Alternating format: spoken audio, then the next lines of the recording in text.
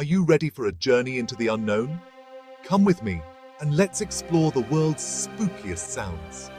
Imagine hearing a low hum in the middle of the night, but there's nothing around. That's the Taos hum, heard in Taos, New Mexico, or the bloop, a sound from the depths of the ocean so loud that scientists thought it could be a giant creature. Then there's UVB-76, a Russian radio signal that's been broadcasting strange codes since the 1970s. And what about the WOW signal? A 72-second radio transmission from space that we still don't understand. These sounds have puzzled scientists and fascinated curious minds for decades. Who knows? Maybe the next mysterious sound you hear will be the key to solving one of these mysteries.